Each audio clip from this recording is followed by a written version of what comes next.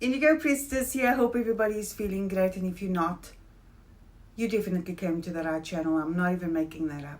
Okay, so if you don't know who I am a spellcaster. Yes, I cast spells, and no, spells are not evil. They are just another way of manifestation. I'm not just a spellcaster, I'm a spiritual advisor.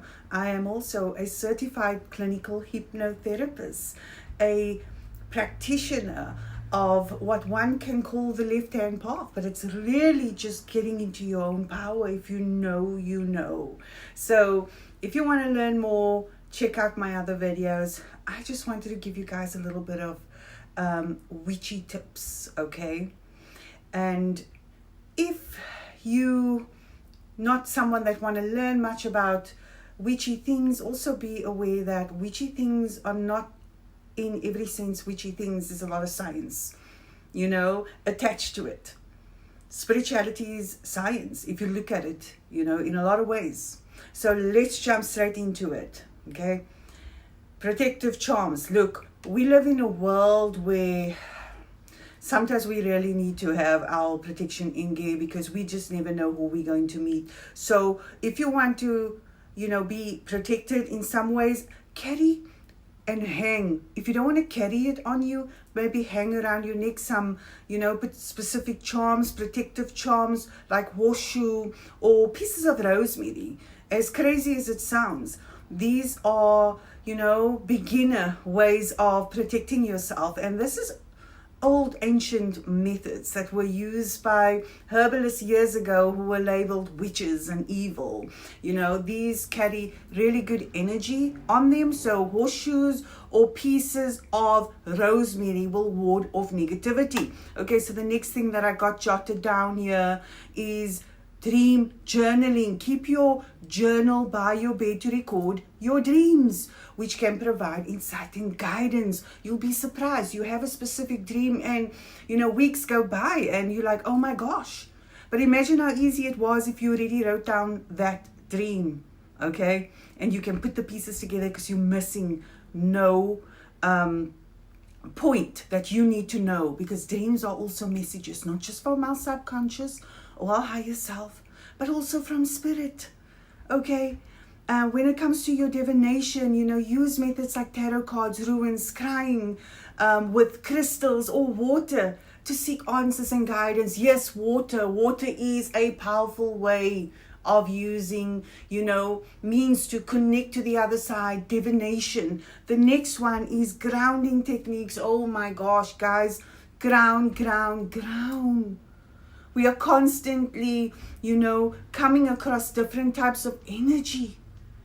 If you're not near a beach to go, I call the beach a charging bank. Go anywhere where there's running water, or energize your water and throw it on the top of your head. Grounding is so important, okay? And then also you want to do your seasonal celebrations, honor changing the seasons, honor changing seasons with festivals, whether it's with moon dances or dancing around fire.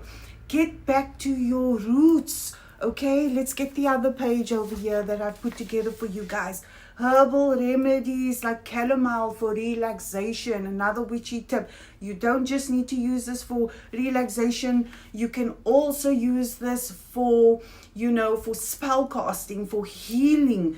Peppermint for digestion. And yes, I'm not a certified herbalist, okay? Just letting you guys know that. It's not just good for digestion, but it's also good for money rituals. A lot of witches know about this, okay? Kitchen witches. I refer to myself as a kitchen witch. I love to use things that I will use in the kitchen also in my rituals.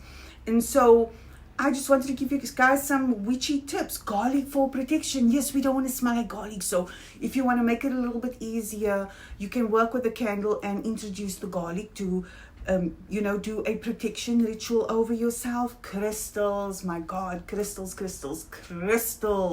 You can see I've got crystals all over the home. Even if you don't wear your crystals, you can leave it in the home. Leave it in specific areas of your home.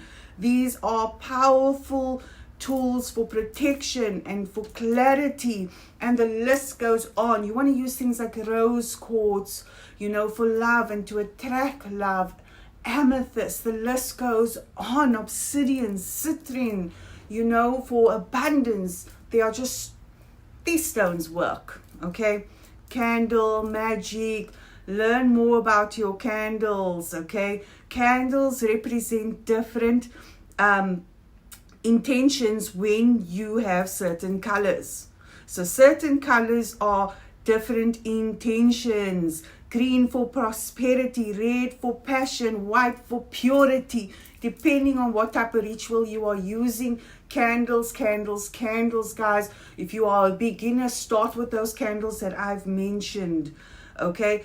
And again, kitchen witchery as a beginner is so powerful. If you're not practicing voodoo or Santeria, you know, there are some people in Santeria that also use forms of kitchen magic. Okay, so you infusing your cooking. When you are in the kitchen and you cook, guess what? It can become a spell by placing intention into your cooking. Now, if you're cooking for people you love and your family, and you're going to eat the food too, cook with intention. Trust me, your family picks up that intention. I only operate from love and authenticity. So when I cook with the energy of authenticity and love, and you see it in the people around me, because I'm not trying to bring anyone down. So cooking with intention, you know, you sprinkle some salt on, and that's your protection. You sprinkle some honey for sweetness in their lives. Everything is a spell when you place intention with it. So those are just a few little witchy tips that I wanted to give you guys. Take from it what you'd like to. If you didn't take anything from it, that's okay. At least you got some good energy today by watching this video. If you need to contact me, all my information is in the description box below this video. Bye for now.